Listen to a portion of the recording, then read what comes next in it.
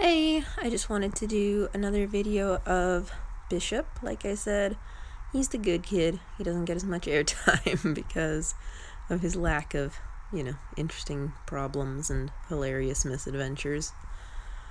But Bishop's pretty awesome, so I did a little ride with Bishop. This is actually from yesterday. I just didn't get around to editing it, until today. So we've been doing just trail rides up until now.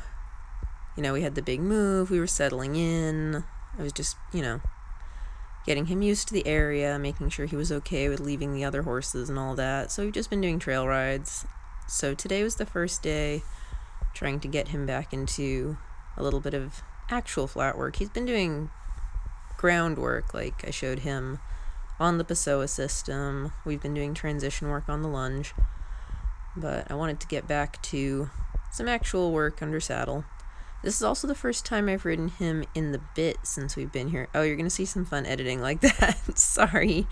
So I set up the camera as best I could on my fabulous flat area here. But unfortunately, what ends up happening is, in order to use the full space, the video ends up looking like those comedy videos of just people running in and out of doors down a hallway, just me going in and out of the sides of the frame constantly. So anytime there was a period where I was just way off on the side of the frame for way too long and it was going to be super boring, I just went ahead and edited that so you weren't gonna stare at trees for 30 seconds at a time. I also edited out anything that was just super redundant.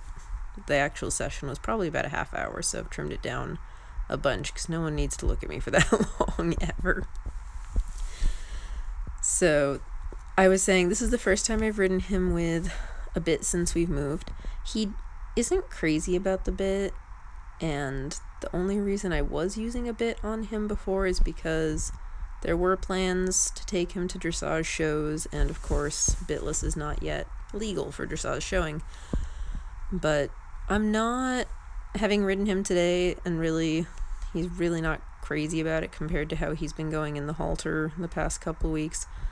I may or may not just stick to bitless with him. We have checked his teeth. I have very carefully selected and transitioned him to, he's in a Micklem bridle. I have the most comfortable bit we could find for him. So what you'll see in the video is this is the best behaved he is with a bit. He just still isn't crazy about it, so I just may not use one much, if at all, going forwards, unless showing comes up. But most of the riding I do with him is just to keep him in shape, to make him happy, to have fun. So what I'm doing right now is, when I first got on, you saw me walking him on a long rein, just doing some kind of sweeping circles, softening him up, curving.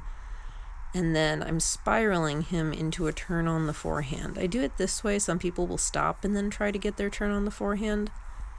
But again, because he's so sensitive to contact, it can turn into this little fight where either he'll start tossing his head because he doesn't like the contact, or he'll just start backing up because it's too much contact. There's the head toss. So to prevent the backing up, I like to start the turn on the forehand from sort of a forward momentum and sort of spiral into it, so I can gently, gradually add that outside aid. He doesn't like it, until I get that hip swinging over. And I'll do this, I like to do these basic laterals, and once we've done a little more dressage work, this was just, like I said, the first time since we moved, so I was keeping it basic. He also moves his shoulders over, he does side pass. I like to do them once at the beginning of the session, of the training session, once at the very end.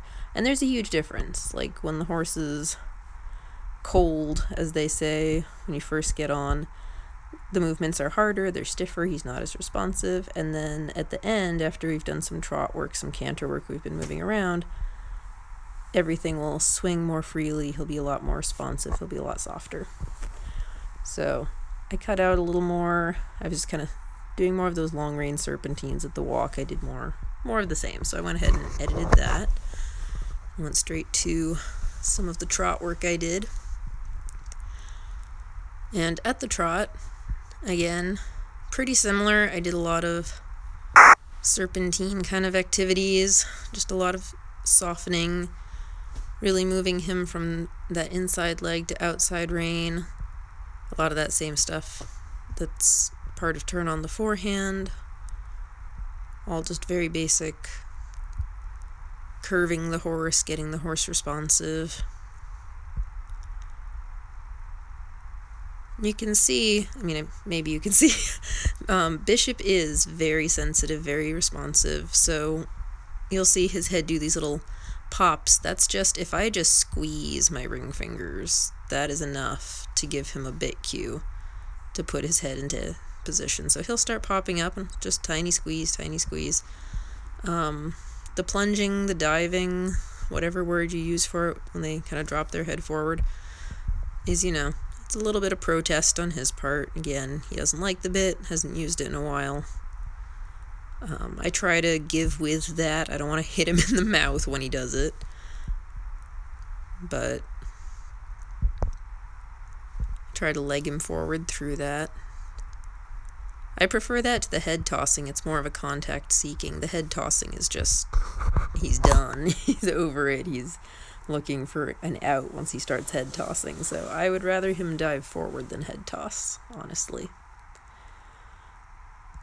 But he's looking good. He's looking soft. If I could have changed one thing about this trot, it was a pretty sleepy trot, actually. So the sitting trot work, I wasn't actually really planning to do sitting trot work, except that he was offering me this very smooth, slow trot. So I said, all right, let's work on that, rather than try to get him too amped up, since we were doing some different stuff today than we've been doing. But he does have a gorgeous big trot, and I'm sure we'll get to it. Just not today, maybe. A little stretch break, stretch the neck. Again, first time we've done real work like this. We've been trail riding, so I haven't, asked him to have his head in any particular position. We haven't been doing anything but meandering around the woods, so I don't want to shock his system. The next thing I cut out was a little bit of transition work where I was going walk, trot. But a lot of that was out of frame because I did it on the bigger circle, and that was all in preparation for this canter transition. Bishop is not great at canter transitions. He has a very powerful hind end. If you ever see him out in the paddock, he will, take off like a rocket. But with a rider, he gets kind of nervous. He thinks he's not as balanced as he is. For whatever reason, he's not sure about it. So to prepare him for the transition to canter, I like to do a lot of walk, trot. Sometimes I'll even do some trot and then straight into a reverse and then straight into a trot and then straight into a reverse. I'll even do some reverse to canter. Basically just really a lot of, I don't want to say extreme transitions, but they almost are, transition drills to just convince him to really load that hind end for the transition, to be confident in rocking himself backwards onto that back leg so he can launch forward. So the canter transition also causes him a little bit of anxiety. So after we practice that, I like to go back and just do a couple of trot serpentines, something he's good at, something he feels good about, get his mind off of it, because he'll get kind of head high and kind of racy. We do a couple canter transitions and he'll get a little hot and he'll think, oh God, we have to canter constantly now, and he'll start getting worked up. But if I get him back into something familiar, he'll settle back down, drop his head again. And the other one, there we go. That one looked a lot nicer, a lot smoother. And you'll notice, by the time he's back in frame, we're out of it. I'm not looking for a sustained canter. I know he can canter, I know he can run. It's the actual transition, the canter to part, that he struggles with. So because that's the part we're working on, I don't want to make him dread it anymore. By making him think, oh God, I have to pick it up, and then I have to hold it too. No, I don't want to. So if he's thinking, oh, I just have to pick it up for a few strides, yeah, no, I guess I can give that a solid try. If that's the drill, he's way more willing to put effort into it.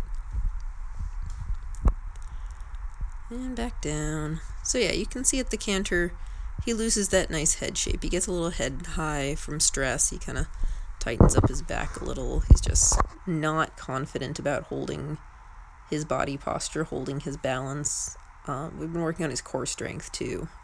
That's laterals on the ground, that's the lunging, the psoas system, to sort of help him connect his front and hind end in such a way that he can hold his body right during those transitions instead of feeling the need to raise his head up and clench his back up in order to pick up that canter. All right, so again, this was actually more like a half hour, but I clipped a bunch of it. So now we're towards the end. I revisit that turn on the forehand. You can see, still a little fussy about the contact, but see how much more free he is about swinging that hip.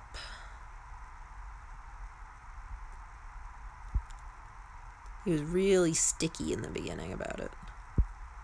Like there was a lot more of the spiraling and then one step and then spiraling, one step. Now he's a little more willing to swing sideways for me. And that's, his body's warmer, he's looser. He's warmed up to the aids. The canter has loosened up that SI joint a little bit. And then I think I did some sideways. Yeah. So I did just a little experimental side pass work. And he ended up going a little backwards and getting a little fishtaily wiggly. We haven't done it in a while, but I thought I'd just sample it, see where he was at. Solid try on his part. Good job. All right, and then we set off, and actually we did a cool down trail ride, so that's us off into the woods. Cool. Thanks for watching.